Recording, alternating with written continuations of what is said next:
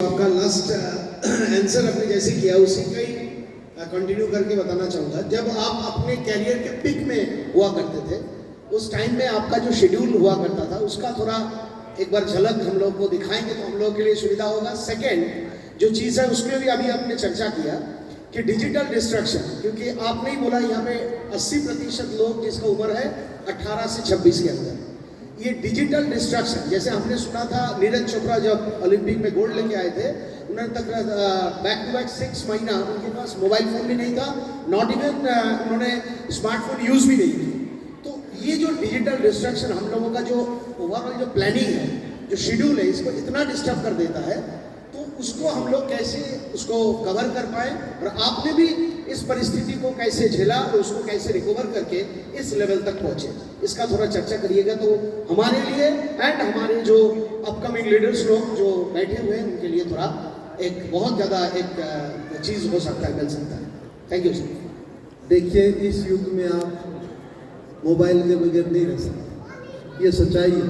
काम करने वाले व्यक्ति के जरूरी है ये मोबाइल ये शर्तों के साथ रहना चाहिए आपके साथ कि मुझे रात को 10 बजे से पहले इस मोबाइल को छोड़ना है।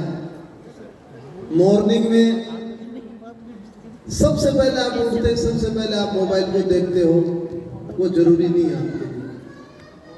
मैं मेरा शेड्यूल थोड़ा बताता हूँ आपको, जो खास करके मैं रियो का बताता हूँ आपको, क्योंकि टोक्यो वाले में तो कोविड के टाइम में वैसे हम लोग हो गए थे। रियो में मैं मॉर्निंग में हम 6 बजे ग्राउंड में पहुंचते थे और 6 से 9:30 बजे तक हम ट्रेनिंग करते थे। सीधे आके हम ब्रेकफास्ट करते थे, स्नान किया, हम सो गए, तब तक हमारे पास कोई मोबाइल नहीं होता था। उसके बाद लंच का टाइम होता था। लंच के टाइम के बाद मैं और मेरे कोच दोहित रहते थे।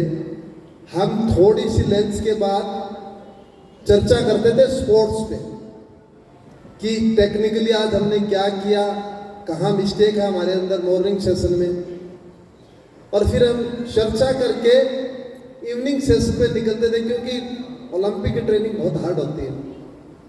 तो हमारी शाम को 5 बजे हम ट्रेनिंग पे निकलते थे और 7:30, 2.5, पौने 3 घंटे लगते थे और सीधे हम डिनर पे आते थे। 8 बजे से पहले हमें डिनर करना होता था। या आप भी नोट कर लें, 8 बजे पहले आपको डिनर कर लेना चाहिए, क्योंकि आजकल वेट ग्रोथ बहुत बड़ा चैलेंज है। वो लेट नाइट हम खाना खाते हैं उसकी वजह से। उसमें क्या होता था, मैं 9:05 में एक कॉल करता था सिर्फ, और वो घर पे कॉल करता था कि सब कुछ सही है, अच्छी ट्रेनिंग चल रही है। 5 मिनट मैक्सिमम बात होती थी। एक ही कॉल करता था मैं, और वो पर डे नहीं करता था। मैं सोशल मीडिया से बहुत दूर रहा हूँ मेरी लाइफ में।